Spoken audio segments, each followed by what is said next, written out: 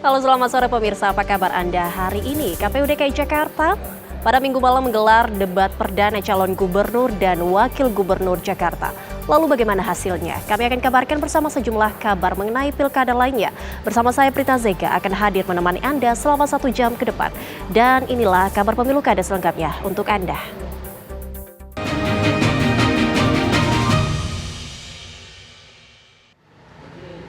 Kita akan mulai kabar pemilu kada untuk sore hari ini pemirsa. Debat perdana pemilihan gubernur Jakarta sudah dimulai pada Minggu malam. Ketiga pasangan calon memaparkan visi misinya dan diharapkan menjadi pertimbangan bagi para pemilih saat pemungutan suara tanggal 27 November mendatang.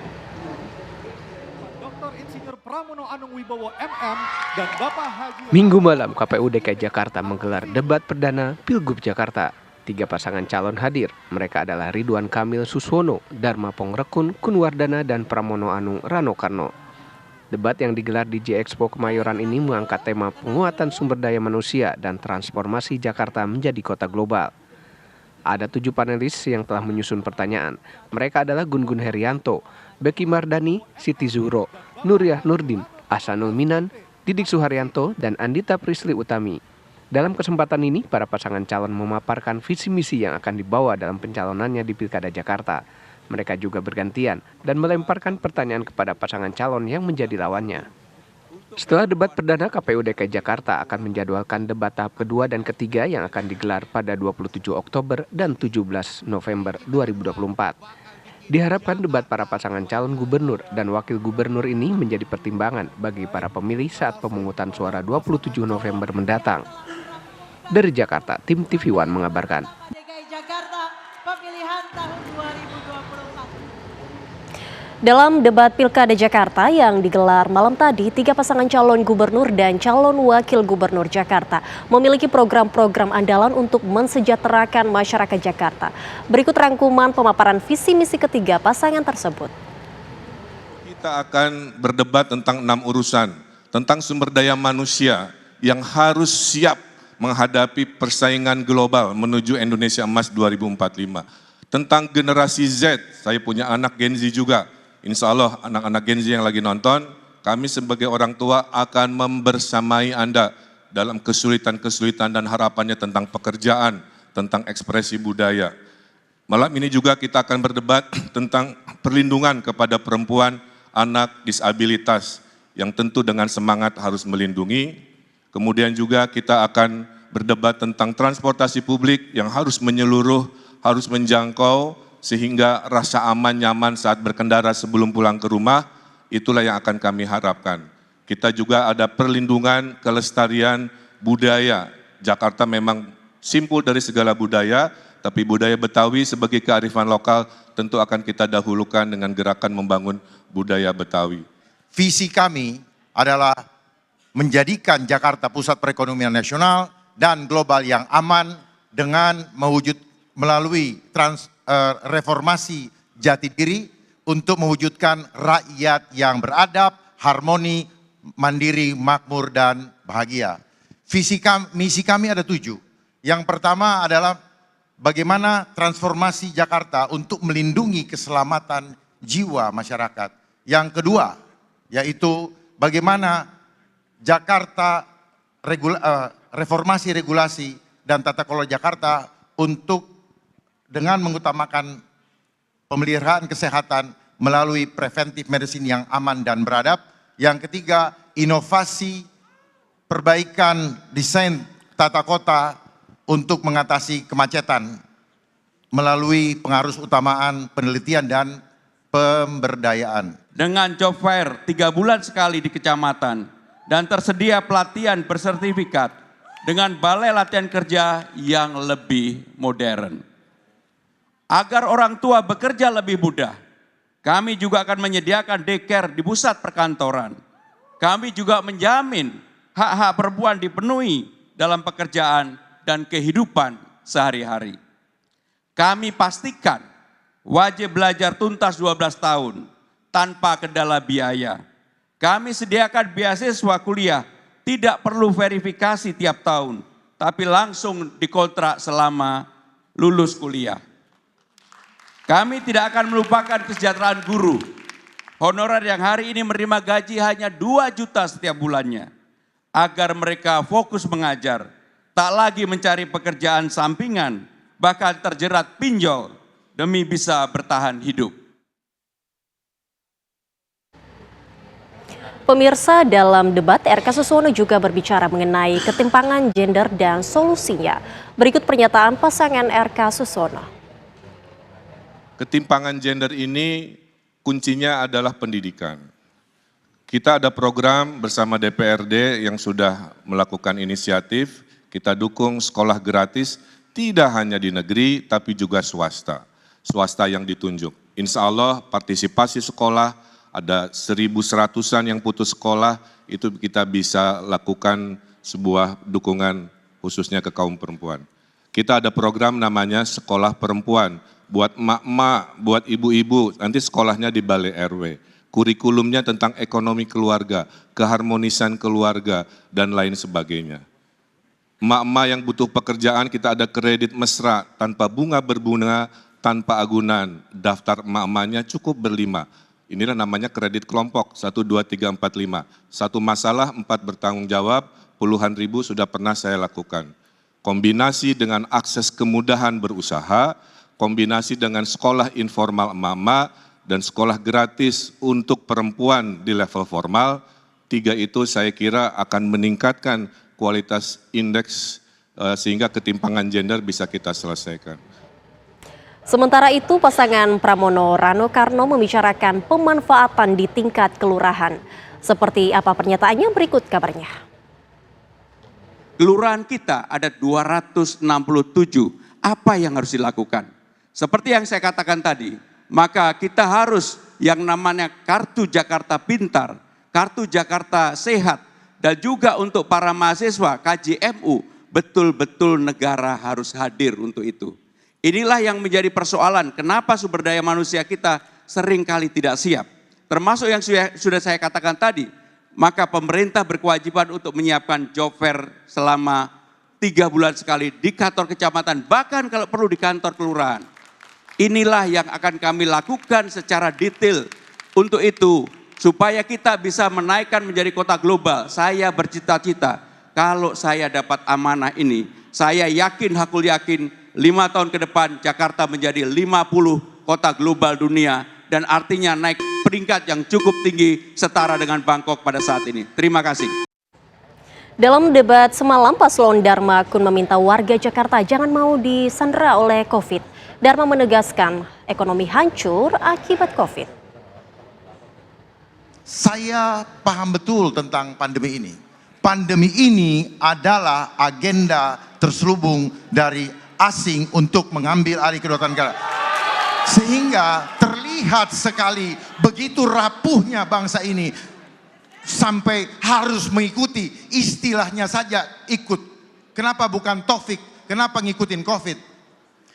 Bahkan banyak dari antara kita yang tidak paham bahwa PCR yang dipakai selama ini boleh diuji, itu bukan untuk mengetes virus. Jadi itu hanya untuk mengecek asidosis. Dan kenapa harus dicolok-colok? Kenapa tidak ambil dari ludah? Kalau memang mau ngetes virus. Oleh sebab itu, seorang pemimpin masyarakat, terutama otonomi daerah DKI, harus memperjuangkan segala sesuatu untuk melindungi warganya. Jangan sampai gara-gara pandemi ekonomi hancur, dibiasakan online, UMKM hancur, dan kemudian rakyat ditakut-takuti. Pemirsa, kami akan hadir sesaat lagi. Usai jeda berikut ini, tetaplah bersama kami.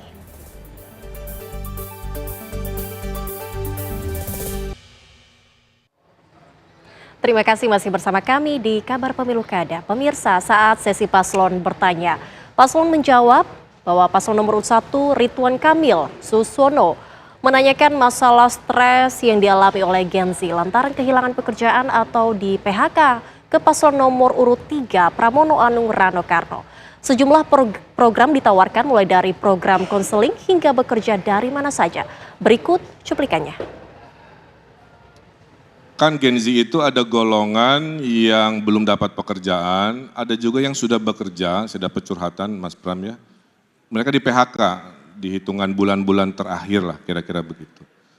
Nah, untuk golongan Gen Z yang di PHK, yang sekarang lagi stres karena tiba-tiba lapangan pekerjaan berkurang, mereka kena PHK, bagaimana kira-kira gagasan kepada mereka golongan Gen Z yang kena PHK? Saya kira sesederhana itu aja, terima kasih. Kang Emil yang saya hormati, pertanyaannya sederhana tapi jawabnya juga sederhana. Yang pertama, bagaimana dengan Gen Z dulu? Saya punya pengalaman yang namanya Gen Z supaya dia tidak di PHK. Di tempat kami melakukan apa yang disebut dengan bisa bekerja dari manapun. Kementerian Sekretaris Kabinet telah menerapkan itu dan hasilnya produktivitasnya betul-betul tinggi dan sangat memuaskan. Sehingga dengan demikian kalau saya menjadi Gubernur Jakarta, maka program bekerja dari mana saja akan kami lakukan. Dan untuk itu 2 hari di kantor, 3 hari di rumah. Dan mereka bisa bekerja dengan baik. Bagaimana dengan Gen Z yang di PHK? Tentunya tanggung jawab pemerintah untuk yang pertama kami membuka konseling 24 jam. Mereka bisa curhat apapun, mereka bisa menyampaikan unek-uneknya. Yang tidak kalah pentingnya adalah apa yang menjadi tekanan ataupun pikiran para Gen Z ini ada tempat penyalurannya. Untuk itu konselingnya 24 jam. Nggak perlu capek-capek naik apa saja, cukup ditelepon 24 jam untuk itu. Dan dalam jangka panjang, bagaimanapun Gen Z ini mempunyai potensi yang luar biasa, Gen Z maupun milenial. Bagi saya pribadi, ini potensi. Ekonomi kreatif harus ditimbulkan dan mereka mau bekerja berdasarkan itu. Karena para Gen Z ini, saya ini diajarin karena maju gubernur ini oleh anak-anak saya, oleh teman-temannya yang dulu tidak pernah terbayangkan. Termasuk persoalan ekonomi kreatif yang begitu saya diajak jalan-jalan ke Car Free Day, ada yang namanya tukang foto. Dan mereka ternyata besar sekali komunitasnya. Dan mereka mendapatkan penghasilan dari situ. Itulah yang harus dilakukan oleh para Gen Z dan saya akan mendukung untuk itu. Terima kasih. Terima kasih. Selanjutnya. Ya, jawabannya luar biasa. Kalau dari pasangan Ridho kami menambahi secara teknis, kalau mereka kena PHK, pasangan Ridho akan bikin program memberikan dana kekuatan sosial selama 3 bulan. Sebelum mereka bisa melamar kerja lagi. Nanti angkanya kita hitung sesuai kebutuhan APBD. Ya. Itulah negara hadir kepada adik-adik Gen Z di rumah jika Anda kena PHK. Kedua, setuju work from anywhere. Bedanya insya Allah pasangan Ridho akan memperbanyak coworking yang sewanya gratis buat Gen Z di Jakarta. Termasuk minum kopinya, karena Gen Z ini konsumsi kopinya besar sekali dan mahal. Nanti kita kasih gratis kopinya. Yang berikutnya adalah mari fokus ke kekuatan ekonomi baru yaitu ekonomi digital. Ekonomi kreatif yang akan berbeda dengan ekonomi orang tuanya yang sifatnya 9 to 5. Ya, bisa di mana saja, kapan saja. Itu dari pasangan Ridho. Waktunya sudah habis. Selanjutnya kami persilakan Bapak Pramono Anung dan Bapak Rano Karno atau Sidul menanggapi pernyataan Bapak Ridwan Kamil dan Bapak Suswono. Waktu Anda 1 menit. Secara prinsip bagi Gen Z mereka harus dilatih untuk berkreasi. Maka kami lebih menawarkan cara-cara untuk mereka berkembang dengan apa yang dimiliki oleh mereka. Karena saya meyakini para Gen Z ini tidak perlu semata-mata diberi gratis kopi. Tetapi juga yang lebih penting adalah bagaimana talenta-talenta mereka disupport oleh negara. Dan negara hadir untuk itu. Debat perdana pemilihan Kepala Daerah Jakarta telah usai dilaksanakan pada Minggu malam di J-Expo Kemayoran, Jakarta Pusat. Lantas bagaimana pendapat dan harapan Gen Z setelah melihat debat Pilkada Jakarta kemarin? Aku sih memuaskan ya, karena program-program yang dibuat juga bagus dan cara mereka itu menyampaikannya itu sangat menarik untuk masyarakat. Terus harapan kamu ke depannya emang kalau misalkan nanti salah satu dari mereka udah kepilih nih jadi gubernur atau wakil gubernur, kira-kira bakal gimana harapannya? Harapan dari aku, semoga program-program yang mereka rencanakan itu akan bisa terrealisasikan dan bisa berguna juga nih untuk masyarakat kan pastinya. Menurut aku udah memuaskan sih Kak, karena mereka juga memberikan program-program yang udah mereka pikirkan dengan matang. Terus menurut kamu harapannya ke depannya bagi salah satu paslon yang memang nantinya kepilih buat jadi gubernur dan juga wakil gubernur gimana nih ke depannya? Harapannya sih program-program yang kemarin sudah mereka katakan bisa terrealisasikan dengan baik untuk masyarakat Indonesia, terutama di daerah Jakarta, dan bisa juga bermanfaat ya bagi masyarakat sekitar. Menurut aku udah, karena programnya juga dapat direalisasikan dengan baik. Harapan aku semoga programnya bisa berguna buat masyarakat dan dapat direalisasikan sih Kak. Pemirsa, Presiden terpilih Prabowo Subianto tengah menyusun nama-nama di susunan kabinetnya. Beredar kabar jika kader PDI Perjuangan mendapat 3 menteri di jajaran kabinet Prabowo Gibran. Namun pihak PDIP mengaku belum ada pembicaraan mengenai hal tersebut.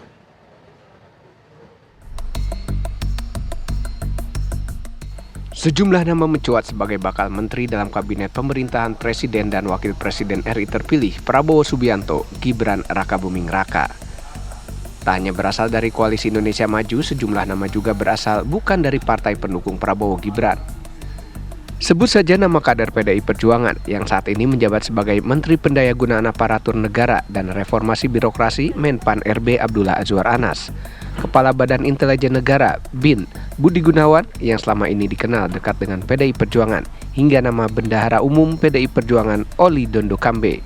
Namun masuknya sejumlah nama tersebut sebagai kandidat menteri dalam kabinet Prabowo Subianto masih menunggu restu dari Ketua Umum PDI Perjuangan Megawati Soekarno Putri. Ketua DPP PDI Perjuangan Said Abdullah mengaku belum ada pembicaraan ketiga kadernya masuk dalam kabinet Prabowo Gibran. Sama sekali. Azwar Anas lanjut gitu. Belum sama sekali. Kira-kira nanti Ibu bakal ngasih saran ke kabinet Pak? Baik Pak BG, baik Pak Oli, baik Pak Anas, tidak ada pembicaraan di internal partai dan tidak ada instruksi dari Ibu Ketua Umum. Kita semua tegak lurus menunggu apapun titah yang disampaikan oleh Ibu Ketua Umum. Hingga kini PDI Perjuangan menjadi satu-satunya partai pemilik kursi di parlemen yang belum menyatakan akan berada di barisan pendukung Prabowo Gibran. Lalu akankah PDI Perjuangan bergabung dengan koalisi Prabowo dan menempatkan kadernya di kabinet? Dari Jakarta, tim TV One mengabarkan.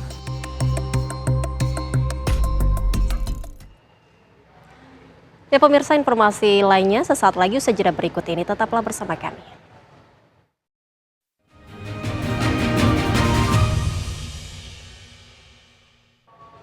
Masih bersama kami di Kabar Pemilu Kada. Pemirsa, Sekjen DPR Indra Iskandar melakukan inspeksi langsung terhadap kondisi perumahan dinas anggota DPR atau rumah jabatan anggota DPR RI di kawasan Kalibata, Jakarta.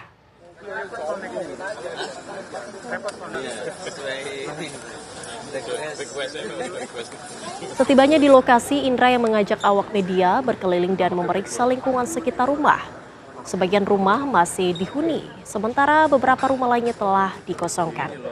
Saat memeriksa salah satu rumah dinas di Blok A, kondisi rumah sudah kurang terawat dan terlihat berbagai kerusakan seperti atap yang bocor serta cat tembok yang sudah mengelupas. Beberapa rumah yang berada di kawasan ini dinilai tidak layak huni dan membutuhkan perbaikan yang mendesak.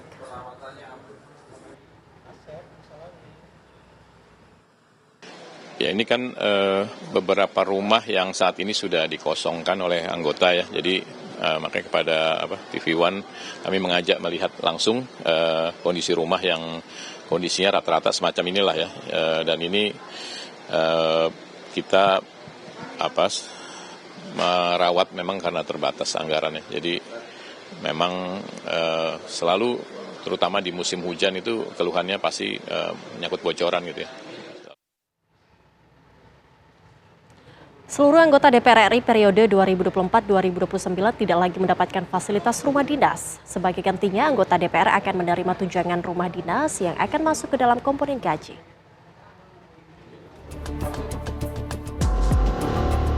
Anggota Dewan Perwakilan Rakyat DPR RI masa bakti 2024-2029 tidak lagi mendapatkan fasilitas rumah dinas. Fasilitas ini nantinya akan diganti dengan tunjangan perumahan yang akan masuk ke dalam komponen gaji. Sekjen DPR RI Indra Iskandar menyatakan, rumah dinas yang ada saat ini sudah tidak ekonomis secara hunian dan kondisinya juga dinilai cukup parah.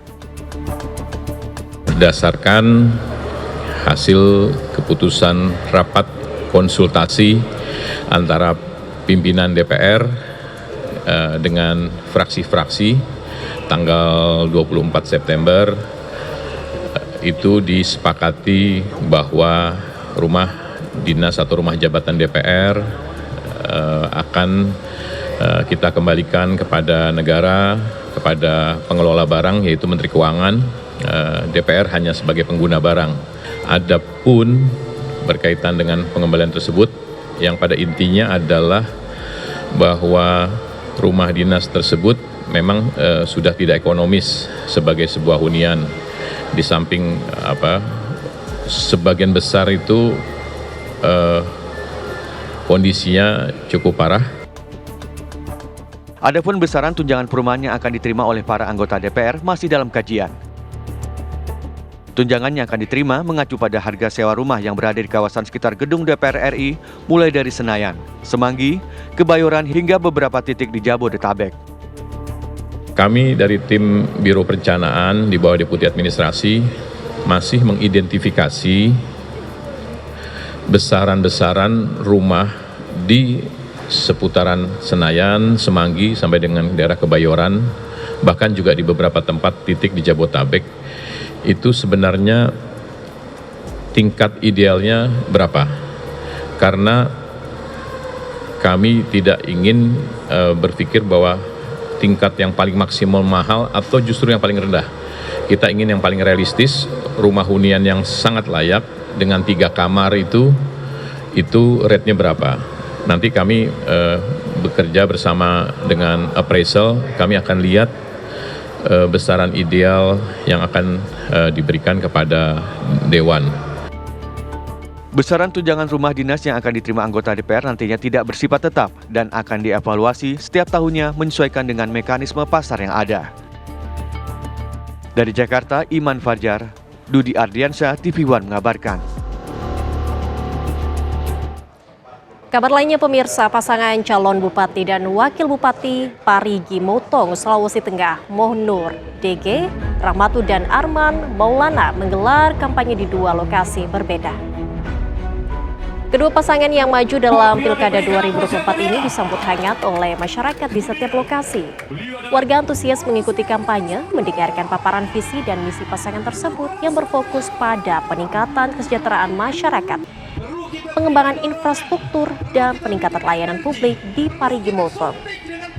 Keduanya berkomitmen untuk menjadikan Parigi Motong lebih maju dan sejahtera dengan fokus pada pengembangan ekonomi berbasis kerakyatan, infrastruktur desa yang akan dibenahi. Dan Bapak Haji Arman Maulana.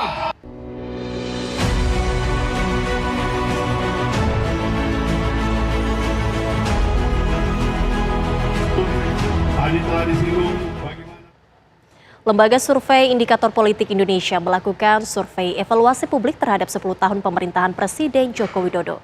Salah satu temuan dari survei nasional tersebut adalah mayoritas publik merasa puas dengan kinerja Presiden Jokowi.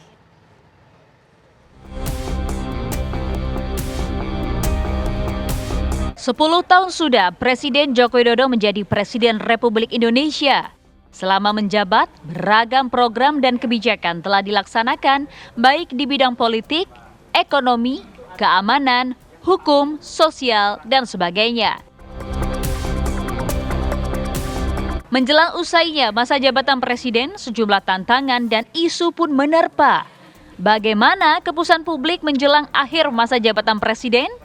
Indikator Politik Indonesia melakukan survei nasional evaluasi publik terhadap 10 tahun pemerintahan Presiden Joko Widodo. Dalam kesimpulannya, Indikator Politik Indonesia menemukan bahwa kepuasan atas kinerja Presiden Jokowi dalam 10 tahun menunjukkan tren yang meningkat, baik pada periode pertama 2014-2019 maupun periode kedua 2024. Mayoritas publik yaitu sekitar 70% merasa puas dengan kinerja Presiden Jokowi pada saat pengambilan sampel survei pada tanggal 22 hingga 29 September 2024. Berapa sih masyarakat yang puas atau tidak puas? Ini temuan survei terakhir kami. Jadi pertanyaannya standar yang kita lakukan berulang kali ya. Sejak pemerintahan Megawati 2003 pertama kali kita survei sampai sekarang ini pertanyaan standar. Nah hasilnya kalau dilihat di layar itu 15,04% mengatakan sangat puas, 59,92% responden sekitar 3.500 lebih mengatakan cukup puas, sementara yang mengatakan tidak puas itu kurang lebih sekitar kurang puas dan tidak puas sama sekali itu kurang lebih sekitar 24,4%. Ya. Tim TV One mengabarkan. Pemirsa, kabar menarik lainnya akan kami hadirkan untuk Anda sesaat lagi. Tetaplah bersama kami di Kabar Pemilu Kada.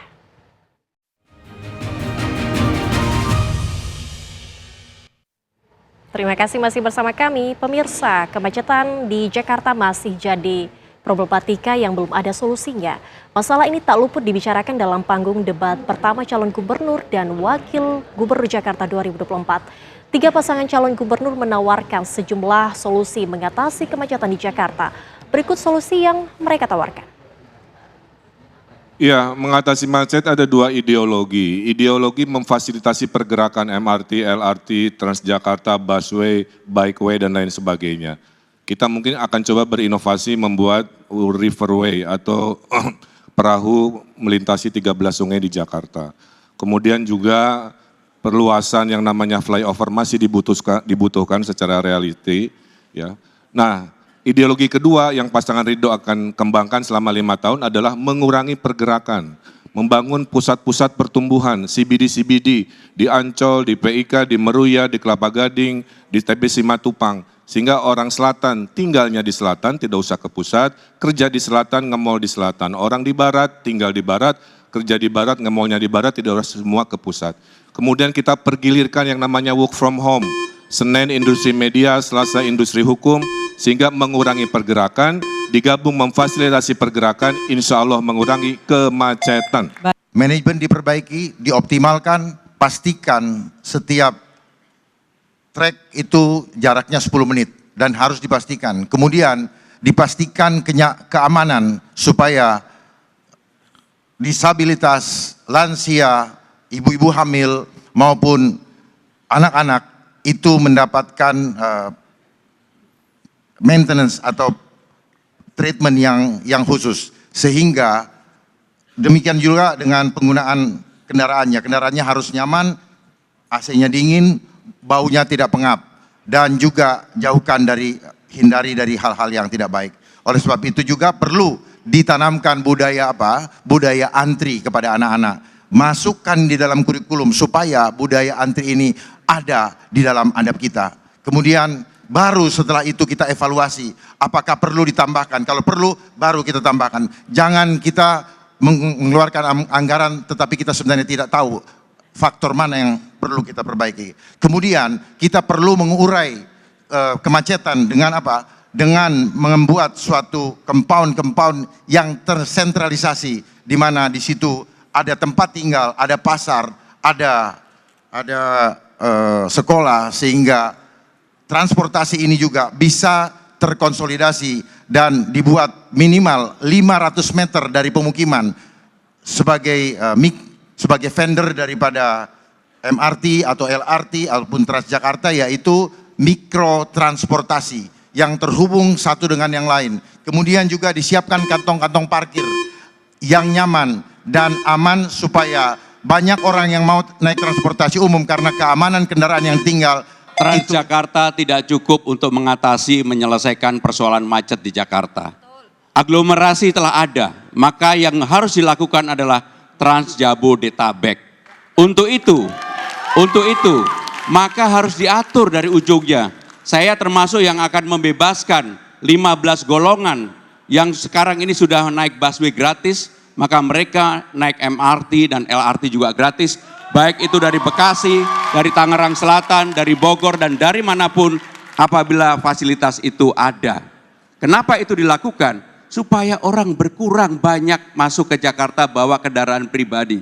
Jadi maka dengan demikian yang paling penting untuk mengatasi kemacetan di Jakarta adalah Trans Jabodetabek, bahkan kalau perlu sampai dengan Puncak dan Cianjur. Kenapa itu harus dilakukan? Sekali lagi untuk mengatasi supaya tidak banyak mobil. Ya, pemirsa, debat Pilkada Jakarta mengusung tema menarik, penguatan sumber daya manusia dan transformasi Jakarta menjadi kota global. Usai tak lagi menjadi ibu kota. Lalu bagaimana visi dan misi dari masing-masing calon gubernur dan wakil gubernur untuk mengembangkan Jakarta dalam 5 tahun ke depan? 7 panelis berasal dari berbagai unsur bidang dilibatkan pada debat perdana Pilkada Jakarta, yaitu adalah Gun Gun Herianto, Siti Zuhro, Nurliah Nurdin, Anindita Verseli Utabi, Beki Mardani, Ahsadul Minan, dan Didi Suharyanto. Setiap paslon sudah memaparkan berbagai macam solusi dari permasalahan yang ada di Jakarta. Lantas, siapakah yang paling unggul dalam debat Minggu malam? Nomor urut 3. Kan memang kita sudah dengar lama. Ya, betul. Jadi memang yang saya tunggu itu adalah Dharma Pangrengkun dan Mas Pram. Karena yang baru kan tiba-tiba muncul gitu. Makanya ditungguin banget tuh. Bang Ridwan ya sekarang panggilannya. Iya Bang, udah kangkang lagi. Bang Ridwan ini memulainya menurut saya baik sekali. Jadi dia berusaha untuk humble ya, sebagai orang yang dikenal datang dari Jawa Barat, masuk ke Jakarta, dia memulai dengan mengenalkan diri dulu, kemudian dia memperkenalkan wakilnya. Mencoba untuk mengambil hati dengan terus-menerus membawa pesan orang tua, ibunya gitu ya. Dan yang saya suka dari pembukaan Kang Ridwan Kamil itu, Bang Ridwan ini adalah bagaimana dia menjelaskan visi misi itu dengan tidak terlalu textbook gitu ya. Ya jelasin aja gitu. Menurut saya untuk pembukaan Ridwan Kamil oke banget. Kemudian Bang Dharma Pangrengkun, nah ini kan ditunggu nih. Mungkin dia tahu kali ditungguin sama warga Jakarta ya. Jadinya? Jadi grogi? Jadi grogi dia. Jadilah dia baca itu. Begitu dia keselimpet kalimatnya, dia cari kan, gue tadi sampai mana ya. Gitu harusnya sih sebagai orang yang satu independen. Kemudian di berbagai survei kecil. Yang ketiga kagetan nih kan, surprising gitu dia muncul. Dia bebas-bebas aja harusnya. Gak usah terlalu baca. Lebih lepas lagi harusnya. Ngomong aja apalanya, saya pengen gak ada agenda global. Kemarin kan ngomongnya gitu. Maksudnya dari awal udah bang-bung aja. Tapi kan di akhir meningkat. Enggak, maksud saya dari awal dia harusnya udah nothing tulus aja. Gue ini paling kecil surveinya, paling gak ditunggu-tunggu, paling ditunggu-tunggu, udah sikat aja gitu. Nah ke Mas Pram ini kan juga kita tunggu nih. Ini kayak gimana sih ini Pak Menteri ini ngomongnya. Ya, dia berusaha juga untuk menarik perhatian publik dengan berbagai hal yang memang kita tunggu juga tuh di visi misinya ya, bagaimana dia bercerita tentang permasalahan Jakarta dan lain-lain. Nah, kemudian tapi makin lama makin naik tensinya ya. Kita udah mulai dengar hal-hal seperti kopi gratis, kemudian ada CCTV, kemudian ada rasa aman gitu ya. Dimunculin semuanya. Saya boleh ya menggarisbawahi sedikit. Saya rasa di antara 3 calon gubernur ini, 3-tiganya belum pernah ada yang bekerja langsung ya, day to day, dalam waktu lama bersama Gen Z. Tim TV One mengabarkan.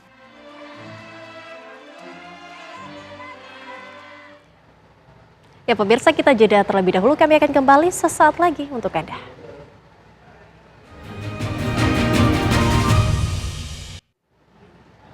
Pemirsa, seorang oknum camat di Kabupaten Pesawaran, Lampung kepergok warga bersembunyi di kolong meja usai ketahuan membawa alat peraga kampanye milik paslon Bupati Pesawaran nomor urut 2. Oknum camat tersebut berdalih mengambil ponsel miliknya yang jatuh setelah bangun tidur di ruangannya.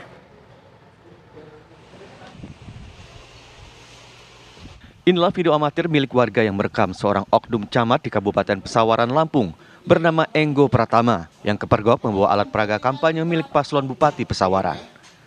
Ia ketahuan oleh warga bersembunyi di bawah meja di kantor camat negeri Katon. Puluhan warga yang datang kemudian menuju mobil dinas yang biasa digunakan Enggo untuk mencari bukti lebih lanjut. Setelah pintu mobil dibuka, ditemukan ratusan banner kampanye paslon Bupati Pesawaran nomor urut 2, Nanda Indira Muhammad Antonius, yang sudah siap dipasang. Usai ketahuan warga, oknum camat ini berdalih mengambil ponsel miliknya yang jatuh di bawah meja, telah bangun tidur di ruangannya. Tadi kenapa ngumpet, Pak? Nggak ngumpet, tidur. Oh, tidurnya bisa sampai 3 jam apa ya? Bayangan. Tidur di bawah meja bisa sampai 3 jam, Pak. Tidur, Pak. HP-nya jatuh. Itu memang mobil ini Bapak yang bawa. Celana pendek, Pak. Bukan. Nganternya kok pakai celana pendek, Pak. Body distribusi. Tidur di bawah meja bisa sampai 3 jam ya, Bang ya? Tidur di atas. Oh. Bapak nginep sini. Bapak nginep sini, Pak. Nginep di bawah kolong meja, Bang ya? Ketua Bawaslu Pesawaran Lampung, Fatun Najah, menyatakan masih melakukan pendalaman terhadap peristiwa ini dengan memintai keterangan dari terlapor dan para saksi.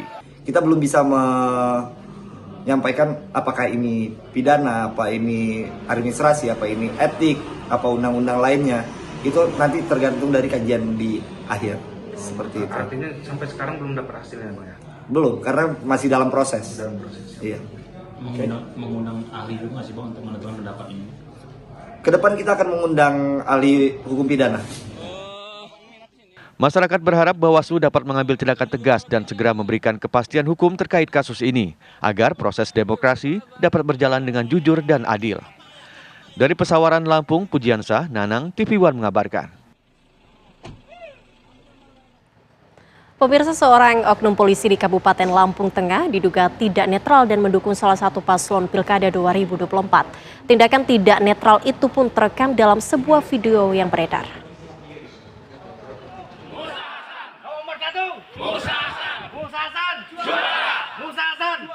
Seorang oknum polisi yang bertugas di Polres Lampung Tengah dilaporkan ke Bawaslu karena diduga tidak netral dengan mendukung pasangan Musa Ahmad dan Ahsan As'ad Said, calon bupati dan calon wakil bupati Lampung Tengah. Hal itu terungkap dari beredarnya rekaman video terlapor bersama calon bupati yang mengumpulkan massa pendukung. Masalah tersebut dilaporkan oleh tim kuasa hukum paslon Ardito dan Komang Koheri yang merupakan lawan politik pasangan Musa Ahsan.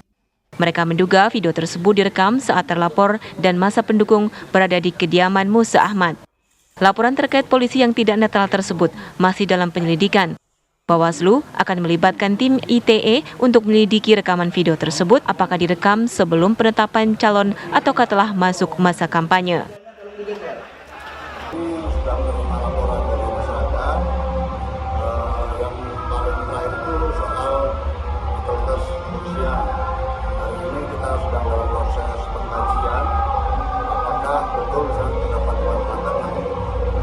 Sejak kampanye dimulai sudah ada berapa laporan? Sejak kampanye dimulai sudah masuk dua laporan. Siapa saja ketua? Ketua kepolisian. Dua-duanya kepolisian? Kepolisian sama Polham.